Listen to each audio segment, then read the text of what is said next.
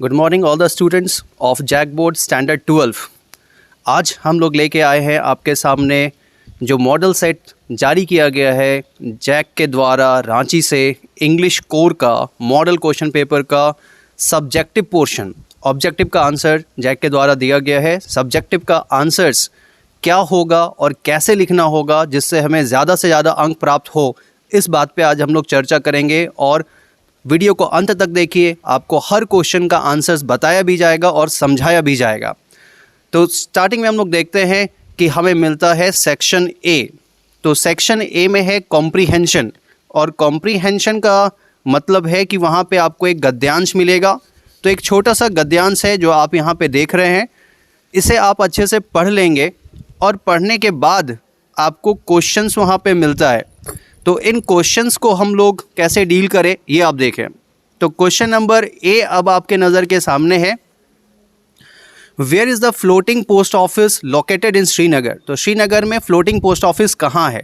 तो 2 नंबर का आंसर है। इसके लिए ज़रूरी नहीं है कि आप बहुत लंबा लंबा आंसर लिखें। अगर आप सटीक आंसर लिखते हैं तो एक लाइन भी लिखने पे आपको 2 में 2 हम लोग देते हैं, क्योंकि हम लोग खुद ही कॉपी चेकिंग करते हैं और जैक बोर्ड के टीचर होने के नाते हमें ये पता है कि हमें एग्जैक्ट आंसर चाहिए, इंची टेप लेके नाप के आंसर नहीं चाहिए। तो आंसर यहाँ पे होगा कि फ्लोटिंग पोस्ट ऑफिस श्रीनगर में कहाँ है। The floating post office in Srinagar is located on the Dal lake.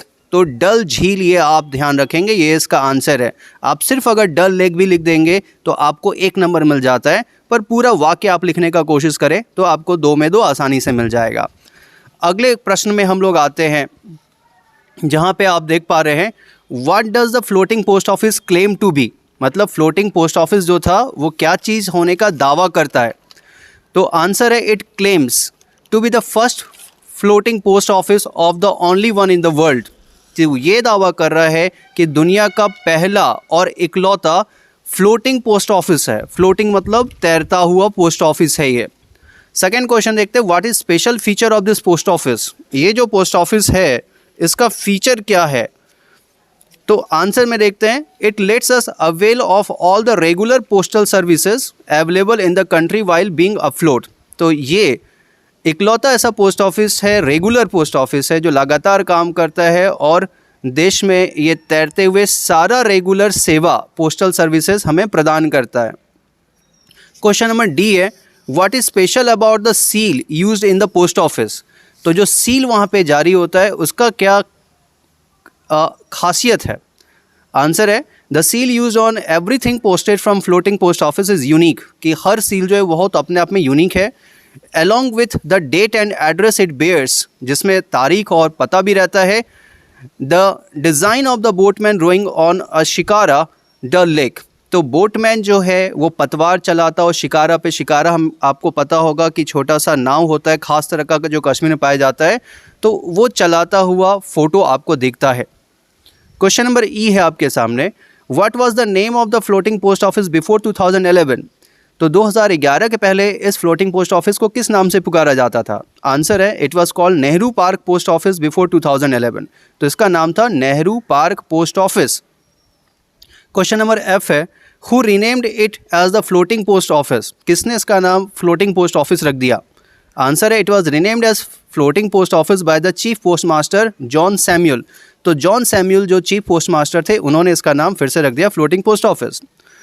अगला वर्ड है, find the word phrase in the passage which mean the same as disorder. तो इस पूरे पैराग्राफ में कोई भी ऐसा वर्ड नहीं इसका डिसऑर्डर मीनिंग है, तो ये प्रिंटिंग एरर है मेरे ख्याल से, तो इसको नज़रअंदाज करते हैं। ऐसे भी ऑप्शन था कि कोई एक क्वेश्चन छोड़ सकते हैं, जैसे हम लोग छोड़ रहे हैं फिलहाल के लिए।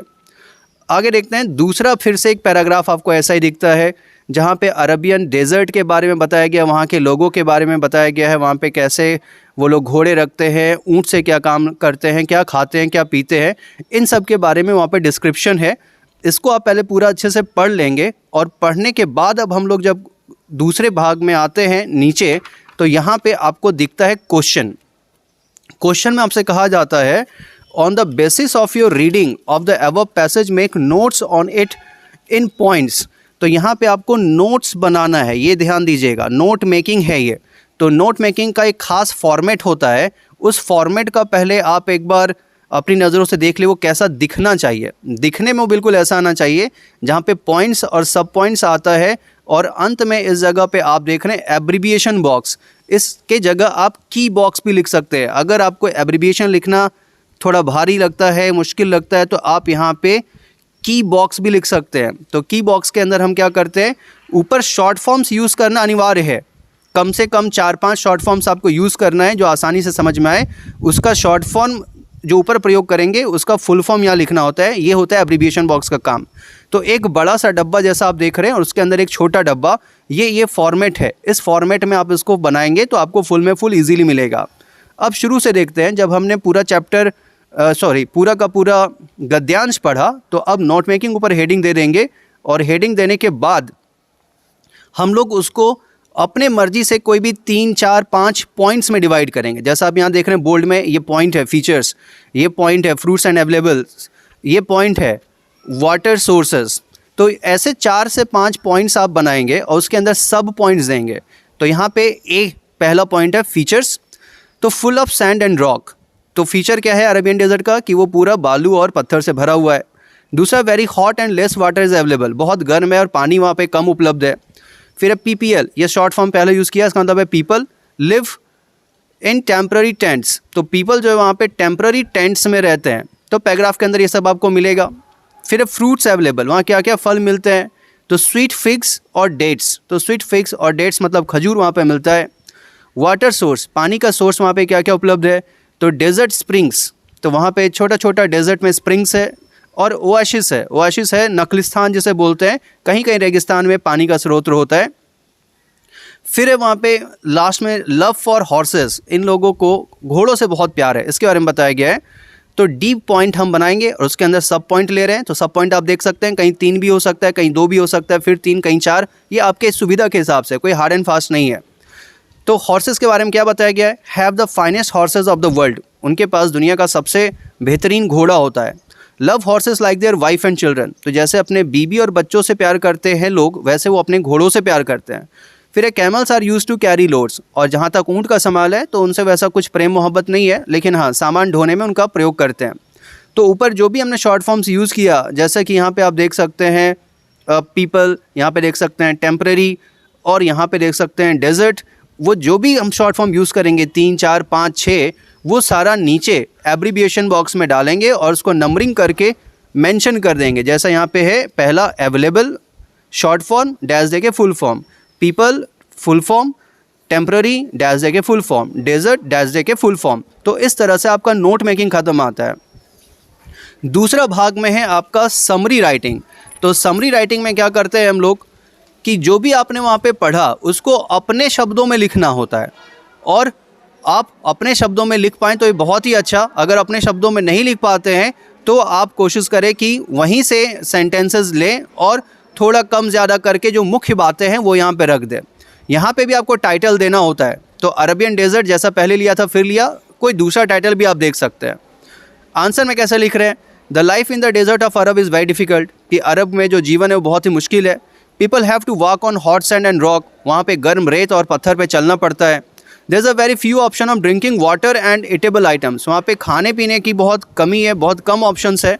सम people live in temporary tents to eat fruits like figs and dates, तो वो लोग जो खाना खाते हैं वो क्या खाते हैं, टेम्पररी फूड जैसे कि फिग, तो एक फल है, और डेट्स खजूर बताया आपको। People love to domesticate horses and take pride in them and go carry loads the use camels, और वो लोग घोड़ा रखने में गर्व महसूस करते हैं, उनसे प्यार करते हैं और ऊँट का उपयोग करते हैं वजन ढोने में। तो यहाँ पे ध्यान देंगे कि सारी बातें हम नहीं लिखेंगे, हम सिर्फ जो सार है, जो बिल्कुल मुख्य बिंदु है, उसको 40-50 शब्दों में लिखेंगे। कुछ शब्द कम या ज़्यादा होगा तो उससे हमें कोई घबराहट नहीं है, उतना हार्ड एंड फास्ट नहीं होता है। फिर आगे बढ़ते हैं हम लोग क्वेश्चन नंबर 3 की ओर। तो क्वेश्चन नंबर 3 में हम लोग देख रहे हैं सेक्शन बी में आते हुए, ये राइटिंग सेक्शन है। यहाँ पे आपको पहला क्वेश्चन कहा गया है answer the following not more than 50 words. 50 words में आपको बताना है और 3 नंबर का ये क्वेश्चन है। तो आमतौर पे ये 5 मार्क्स का हुआ करता था, पर इसका नंबर कर दिया गया अब 3। तो क्वेश्चन देखते हैं। You are Deepak Kumar, secretary history society DAV Dehradun. तो आपको बताया गया कि आप दीपक कुमार हैं, हिस्ट्री सोसाइटी के सेक्रेटरी हैं, DAV देहरादून में आप हैं अभी। Write and notice for the school notice board inviting names for a trip to Rajasthan. तो राजस्थान के लिए एक ट्रिप आयोजित हो रहा है, उसके लिए आपको एक नोटिस देना है स्कूल के बच्चों को। तो कैसे लिखते हैं? तो सबसे पहला काम जो हम लोग करेंगे कि ऊपर एक हेडिंग देंगे स्कूल का नाम। तो स्कूल का नाम DAV देहरादून, बीच में नोटिस और लास्ट में heading a trip to Rajasthan. तो कुछ बुक्स में ये उल्टा भी रहता है, मीन्स ये स्कूल का नाम नीचे और ये नोटिस ऊपर। ये भी अगर आप करते हैं तो आपका मार्क्स नहीं कटता है। तो दोनों ही तरीका सही है। तो यहाँ पे सबसे बेहतर होता है कि ऊपर आप स्कूल या संस्था का नाम लिखें, बीच में नोटिस दे और लास्ट में वहाँ पे जो हेडिंग आपको देना, ये हेडिंग आप वहाँ पे दे दें अ ट्रिप टू राजस्थान, और इसको वहाँ पे आप अंडरलाइन भी कर दें। यहाँ पे मैंने बोल्ड कर दिया है, आप इसको अंडरलाइन कर लें। फिर तारीख लिखेंगे। तारीख लिखने का तरीका राइटिंग सेक्शन देखिएगा।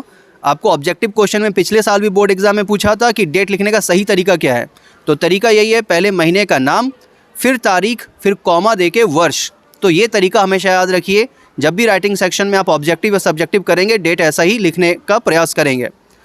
अब यहाँ पे नोटिस लिख रहे हैं हम लोग, this is to inform all the students of our school that we are going to organise a trip to Rajasthan for the students of standard 9 to 12।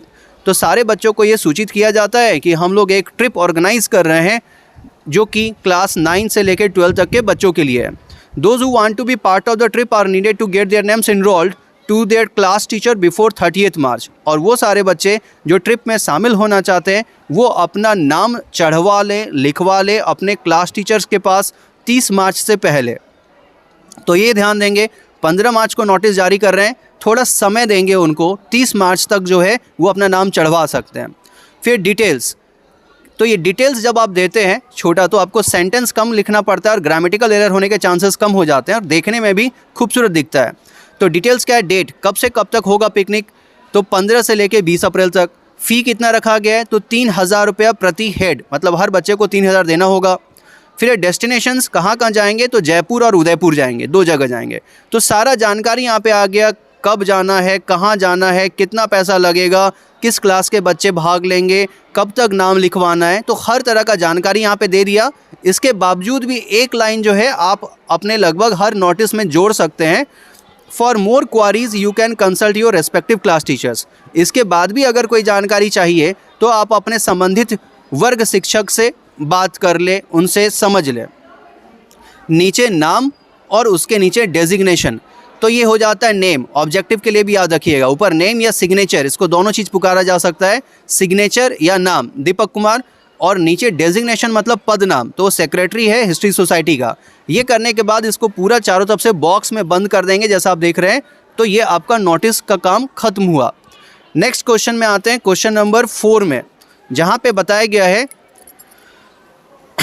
कि ये 2 क्वेश्चन आपको अटेंड करना है 5-5 नंबर का और 10 मार्क्स आपको मिलेगा।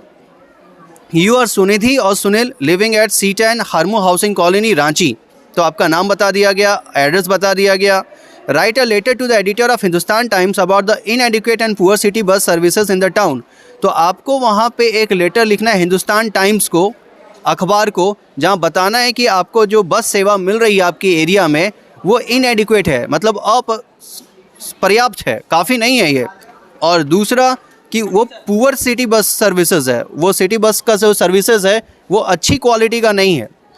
तो शुरुआत कैसे करेंगे? पहले अपना एड्रेस, सेंडर्स एड्रेस वहाँ पे दे देंगे, जैसे हरमू हाउसिंग कॉलोनी रांची, फिर तारीख, फिर वहाँ पे रिसीवर्स एड्रेस। तो कोई भी फॉर्मल लेटर होता है ऐसा ही होता है, पहले सेंडर्स एड्रेस, फिर तारीख, फिर रिसीवर्स एड्रेस। तो the editor Hindustan Times Kokar Ranchi, ये हम लोग यहाँ पे दे दिया। आगे देखते हैं subject, regarding the inadequate and poor city bus services in the town, कि जो सिटी बस सर्विसेज है वो अपर्याप्त है हमारे शहर में, हमारे इलाके में, और इसके बारे में आप खत लिख रहे हैं। तो रिगार्डिंग का मतलब होता है के संबंध में, इस शब्द से आप अपना विषय अक्सर चालू कर सकते हैं। फिर आगे देखते हैं यहाँ पे सर या मैडम, 2 में से कोई एक वर्ड हम लिखेंगे। तो सर भी आप लिख सकते हैं, मैडम लिख सकते हैं। यहाँ पे डियर, रेस्पेक्टेड वगैरह लिखने की ज़रूरत नहीं है, सिंपली सर या मैडम लिखेंगे। आगे, through your steamed newspaper I would like to draw the kind attention of the concerned authorities and government of Jharkhand that we are being offered a very poor quality bus services in our town। तो शुरुआती paragraph में हम लिखा कि आपके माध्यम से मैं सरकार का ध्यान आकर्षित करना चाहता हूं कि हमारे एरिया में जो बस सेवा उपलब्ध कराई गई है वो अच्छी क्वालिटी की नहीं है, वो पुअर क्वालिटी की है। आगे वहाँ पे समस्या को रख रहे हैं। शुरुआत में से बता दिया कि किस लिए लेटर लिख रहे हैं, अब यहाँ पे बताएंगे समस्या है क्या। The number of buses that run from one important place to another are very few, कि एक जगह से दूसरा जगह जो बस चल रहा है इंपॉर्टेंट जगह, वो बहुत कम है बस की संख्या। And the quality of buses is bad, और जो बस का क्वालिटी है वो बहुत बुरा है। Most of the buses are over crowded and the children, the ladies and the people find it difficult to get on the buses, और ये इतना भीड़ से भरा रहता है। ओवर क्राउडेड मतलब भीड़ से भरा हुआ होना, कि वहाँ पे बच्चे, महिलाओं और बुजुर्ग लोगों को चढ़ने में बहुत कठिनाई होती है। We even don't get direct buses to certain places, कुछ जगह जाने के लिए तो डायरेक्ट बस भी नहीं मिलता है, बस बदलना पड़ता है। And we have to change 3 to 4 buses to reach from one place to another, और एक जगह से दूसरा जगह जाने के लिए हमको 3 से 4 बस बदलना पड़ता है। तो ये समस्या की बात है, तो समस्या को यहाँ पे थोड़ा डिस्कस करके बता दिए। लास्ट लाइन ये हमेशा आप यूज़ करेंगे लेटर टू एडिटर में, I shall really appreciate if you can publish this letter of mine, मुझे बड़ी प्रसन्नता होगी अगर आप ये खत छापेंगे इन योर वर्दी न्यूज़पेपर, आप अपने काबिल अखबार में। And let the voice of common people reach to the authorities, और हमारा जो आवाज़ है वो अथॉरिटीज़ तक पहुंच सके आपके अखबार के माध्यम से, इस बात से हमें बड़ी खुशी होगी। फिर यहाँ पे योर्स फेथफुली करके नाम, तो क्वेश्चन में जो भी नाम दिया रहेगा वो नाम यहाँ पे अंकित कर देंगे। आगे आते हैं यहाँ से, इसी तरह का और एक लेटर है जो मुझे लगता है आप खुद से लिख पाएंगे, तो इस लेटर को, रिपोर्ट को आप खुद से ट्राई करेंगे। You are Deepika, a sports secretary of your school. Last week a yoga awareness programme was organise in school, write a report on the programme to be publish in your school magazine. तो इस बार आप देखें यहाँ पे आपको क्या लिखना है, रिपोर्ट लिखना है। रिपोर्ट मतलब क्या होता है, तो रिपोर्ट कोई भी घटना जो घटित हो चुकी है पास्ट में, उस घटना को जो है हम लोग हाईलाइट करते हैं, बताते हैं कि वहाँ पे क्या घटना घटित हुई, उसको रिपोर्ट बोलते हैं। तो यहाँ पे कोई भी घटना या दुर्घटना आपको दिया जा सकता है, तो यहाँ पे दिया गया है योगा अवेयरनेस का प्रोग्राम किया गया, उसके बारे में आपको एक रिपोर्ट तैयार करना है। तो सबसे पहला काम है हेडिंग, यहाँ पे आप देते हैं, तो सबसे पहले आप हेडिंग देंगे। दूसरा आता है बाय लाइन, तो ये देखिए बाय जो लिखा हुआ है ना, ऑब्जेक्टिव में भी ये काम आता है, इसी को बोलते हैं बाय लाइन, मतलब किसने लिखा, तो क्वेश्चन के हिसाब से दीपिका स्पोर्ट्स सेक्रेटरी ने लिखा। उसके बाद जो अगला चीज़ आपको ध्यान देना है, यहाँ पे लिखना होता है प्लेस और डेट। तो प्लेस में प्लेस वर्ड नहीं लिखेंगे, सीधा जगह का नाम लिखेंगे जैसे धनबाद, और डेट में डेट शब्द नहीं लिखेंगे और वर्ष भी नहीं देंगे जैसे मार्च 15, क्योंकि अखबार में छपता है। अब ये आपको 3 पार्ट्स में होता है, पहला छोटा सा इंट्रोडक्शन, फिर बड़ा सा आपको वहाँ पे लिखना पड़ता है कंटेंट, और लास्ट में आपको देना पड़ता है छोटा सा कंक्लूजन। तो क्या लिखते हैं यहाँ पे, अब मैं आपको लाइन बाय लाइन बता रहा हूँ। तो शुरुआत से देखते हैं। लास्ट वीक का yoga awareness programme was organised in our school, पिछले हफ्ते हमारे विद्यालय में एक योगा अवेयरनेस प्रोग्राम चलाया गया। तो स्कूल का नाम क्या है, +2 high school Dhanbad by the district yoga society. तो क्या हुआ, योगा अवेयरनेस प्रोग्राम कहाँ हुआ, +2 हाई स्कूल धनबाद में। किसने करवाया, तो डिस्ट्रिक्ट योगा सोसाइटी ने करवाया। किसके सुपरविज़न में करवाया, तो पंडित लाल कृष्ण के सुपरविज़न में कराया। तो पहले ही लाइन में what, when, where, by whom, जो शॉर्ट में हम लोग लिख सकते हैं, सब कुछ वहाँ पे शॉर्ट में बता देंगे। आगे देखते हैं। The yoga awareness programme started on March 9th। ये जो योगा अवेयरनेस प्रोग्राम है 9 मार्च को शुरू हुआ, in the school premises only, school के अंदर ही। All the students use to assemble in the ground in the morning 7:30 to 8:30 AM। सारे बच्चे जो है स्कूल में वहाँ पे आए 7:30 से 8:30 बजे के बीच में। From the stage Pandit Lal Krishna use to motivate the students and the teachers to practise yoga on daily basis. और स्टेज पर से पंडित लाल कृष्णा ने लोगों को मोटिवेट किया, बच्चों को मोटिवेट किया, टीचर्स को मोटिवेट किया कि वो प्रैक्टिस करें योगा को रोज़। In the 1 hour session the students were taught different yogic asanas and pranayamas. तो वहाँ पे 1 घंटे का सत्र चला, जहाँ पे बच्चों को अलग अलग योगिक आसनास और प्राणायाम्स को सिखाने को बताया गया बाय द योगा स्पेशलिस्ट। ये चीज़ योगा स्पेशलिस्ट ने कराया। The students learned many new things like dhyanas, asanas and healthy habits. और बच्चों ने बहुत कुछ सीखा वहाँ पे भाग लेके, क्या क्या, ध्यान कैसे करें, आसन कैसे लगाएं, और जो स्वच्छ आदत है, हेल्दी आदत है, वो कैसे अपनाएं। For our body mind and soul, जो हमारे मस्तिष्क, शरीर और आत्मा को समृद्धि दे। The yoga specialist explained the students about a healthy and balance lifestyle. तो योगा स्पेशलिस्ट ने एक बहुत ही हेल्दी और बैलेंस लाइफस्टाइल के बारे में बताया। फिर eating habits and the power of meditation, कि खाना कैसे खाएं, कौन सा खाना खाएं, कौन सा नहीं खाएं, और मेडिटेशन मतलब ध्यान का ताकत के बारे में बताया। The students were encourage and train to take a good care of their body and soul. तो बच्चों को वहाँ पे उत्साहित किया गया, ट्रेनिंग दी गई कि वो अच्छा ख्याल रखें अपने शरीर का और अपने आत्मा का। For the next 7 days in the morning, ऐसा 7 दिन तक चला वहाँ पे सुबह रोज। Overall the 7 days were unforgettable for the students of +2 high school Dhanbad. सब मिलाकर ये 7 दिन बच्चों के लिए अविस्मरणीय थे, वो भुला नहीं सकते थे। Were they not only learned many new things but also understood the connection between body mind and soul, जहाँ पे बच्चों ने बहुत नया चीज़ तो सीखा ही, पर ये भी समझा कि हमारे शरीर, आत्मा और दिमाग के बीच क्या कनेक्शन है। तो बॉडी माइंड एंड सोल, इसके बीच का कनेक्शन भी वो समझे। On the final day the school principal mister SK Dev presented memento and shawl to the Pandit Krishna. तो अंतिम दिन स्कूल ने पंडित कृष्णा को क्या उपहार में दिया, तो एक मोमेंटो दिया और एक शॉल ओढ़ाया। तो इस तरह से रिपोर्ट को ख़त्म करते हैं। क्या हुआ, कैसे हुआ और अंत कैसे हुआ, ये सब हम उसको बताते हैं। ये आता है रिपोर्ट के अंदर। तीसरा ऑप्शन जो है आपका राइटिंग सेक्शन का, वो है आर्टिकल लिखना। तो right an article for newspaper on excessive use of computers and children, कि आपको एक आर्टिकल लिखना है, एक संपादकीय लिखना है अखबार के लिए, जहाँ पे आपको बताना है कि बच्चे आजकल बहुत ज़्यादा कंप्यूटर्स चला रहे हैं। आपका नाम दिया यू आर मोहन या मेनका। तो स्टार्ट करते हैं। सबसे पहले हेडिंग देते हैं कंप्यूटर्स एंड चिल्ड्रन। तो कंप्यूटर्स एंड चिल्ड्रन को जोड़ के हम लोग आर्टिकल लिख रहे हैं। फिर नीचे है बाय मोहन, ये भी बाय लाइन कहलाता है रिपोर्ट की तरह। तो कौन लिख रहा है, तो मोहन लिख रहा है। यहाँ पे देखेंगे कि डेट और प्लेस नहीं जाता है रिपोर्ट की तरह, ये सीधा स्टार्ट होता है। तो रिपोर्ट का जो आत्मा है वो है सीक्वेंस ऑफ इवेंट्स, घटनाक्रम, पहले क्या हुआ, फिर क्या हुआ, फिर क्या हुआ। लेकिन आर्टिकल का जो आत्मा है वो है आपका अवेयरनेस, लोगों को जागरूक कैसे करें, इन्फॉर्मेशंस कैसे दें। तो यहाँ पे इन्फॉर्मेशंस के माध्यम से लोगों के बीच जागरूकता लाना, ये आर्टिकल का मुख्य उद्देश्य है।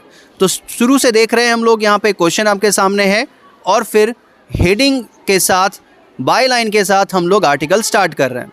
सिंस द लॉकडाउन पीरियड, जब से लॉकडाउन आया, ड्यूरिंग द कोविड-19 पैंडमिक टाइम, कोविड-19 के पैंडमिक समय से, the use of smartphones and computers has increase tremendously. तो स्मार्टफोन और कंप्यूटर का प्रयोग बहुत ज़्यादा अचानक से बढ़ गया। पहले लोग सिर्फ शहर में यूज़ करते थे, अब गांव में भी यूज़ करते हैं बाय द स्टूडेंट्स, विद्यार्थियों के द्वारा। The new culture of online classes has started a fashion and compulsion of learning through computers.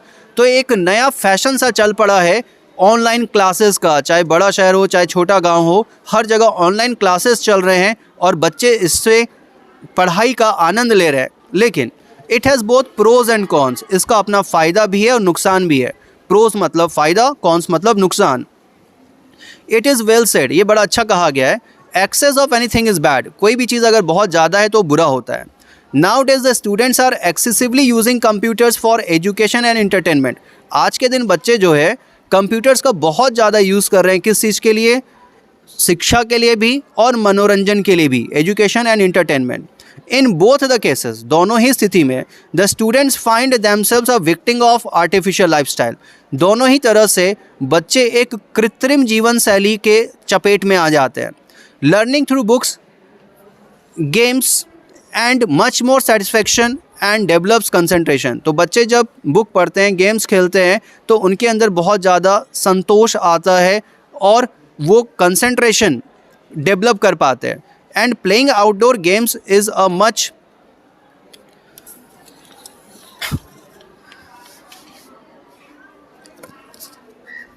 Better entertainment than enjoying the artificial world of internet and computers. तो बाहर जब बच्चे पढ़ते हैं, बाहर जब बच्चे खेलते हैं, तो ये मनोरंजन का बहुत ही अच्छा साधन होता है कंपेयर टू ये आर्टिफिशियल वर्ल्ड जो है कंप्यूटर्स और मोबाइल फ़ोन्स का।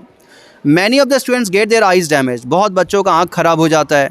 देयर कॉन्फिडेंस शैटर्ड, उनका कॉन्फिडेंस ख़राब हो जाता है and become victims of depression and irritation. और ज़्यादा कंप्यूटर मोबाइल फ़ोन यूज़ करने से वो क्या क्या चीज़ का शिकार होते हैं, तो डिप्रेशन का शिकार हो जाते हैं, उदास रहने लगते हैं, इरिटेशन होते हैं, चिड़चिड़े हो जाते हैं, बात बात पे गुस्सा आता है। क्यों? तो because of the excessive use of computers. Computers also offer various destructions like online games. तो ये जो कंप्यूटर्स है बहुत सारा तबाही भी लाता है, डिस्ट्रैक्शंस भी लाता है, जैसे ऑनलाइन गेम्स खेलना। फिर है पोर्नोग्राफी मतलब अश्लील सिनेमा देखना, रील्स देखना and other unwanted things that easily attracts the immature minds. और ऐसा भी बहुत सारा गैर कानूनी चीज़ है जो इन छोटे बच्चों का ध्यान बहुत जल्दी आकर्षित कर लेता है, क्योंकि ये इमैच्योर्ड है, अभी ये परिपक्व नहीं हुए हैं। इन शॉर्ट, मोटा मोटी वी कैन ईजीली से, हम लोग ये आसानी से कह सकते हैं, computer are doing less good and more bad to the students, कि कंप्यूटर का प्रभाव बच्चों के जीवन में अच्छा कम है और बुरा ज़्यादा है। There must be some cyber safety rules and regulations by the government that should check the distraction of the students। और सरकार को चाहिए कि वो साइबर सेफ्टी रूल्स लाएं, कुछ नए रेगुलेशंस लाएं, ताकि बच्चे फ़ायदा तो उठा सके पर अपना नुकसान नहीं कर सके। The educational content should be free. जो शिक्षा का चीज़ है वो बिल्कुल फ्री में मिलना चाहिए। But the things of entertainment must be costly. लेकिन मनोरंजन का चीज़ वो महंगा मिलना चाहिए इंटरनेट पे। That one should be careful while using it excessively, क्योंकि जब लोग उसका बहुत ज़्यादा यूज़ करें तो वो महंगा पड़े और वो कम यूज़ करें। If the parents, teachers and government should not make the students aware of negative aspect of computers, then millions of the student will remain in disillusionment. तो अगर सरकार, शिक्षक, माता पिता इन लोगों को जागरूक नहीं करेंगे, छोटे छोटे बच्चों को, तो ये कभी इसका दुष्परिणाम, नेगेटिव एस्पेक्ट्स, दुष्परिणाम नहीं जान पाएंगे कंप्यूटर्स का। और millions of students will remain in disillusionment, कि लाखों लाख बच्चे जो हैं वो हमेशा डिसइल्यूजनमेंट में रहेंगे, मतलब वो समझ ही नहीं पाएंगे क्या सही है क्या गलत है। And our country will not be benefited at all, और हमारे देश को इससे कोई भी फ़ायदा नहीं मिलेगा। तो आर्टिकल में आपने देखा, फर्स्ट पैराग्राफ में हम लोगों ने सामान्य बात रखी, किस चीज़ के बारे में हम लोग आर्टिकल लिख रहे हैं। सेकेंड पैराग्राफ में हम लोग कॉज, इफ़ेक्ट और अलग अलग इन्फॉर्मेशंस दिया कि आँख ख़राब होता है, कंसंट्रेशन ख़राब होता है, लोग जो है इलीगल थिंग्स में चले जाते हैं, गेम्स में समय बर्बाद करते हैं, पोर्नोग्राफी देखते हैं, रील्स बनाते हैं, जिससे उनका समय और स्वास्थ्य दोनों पे हानिकारक प्रभाव पड़ता है। और लास्ट पैराग्राफ हमेशा आर्टिकल में आप जो है सजेशन और एडवाइस देते हैं।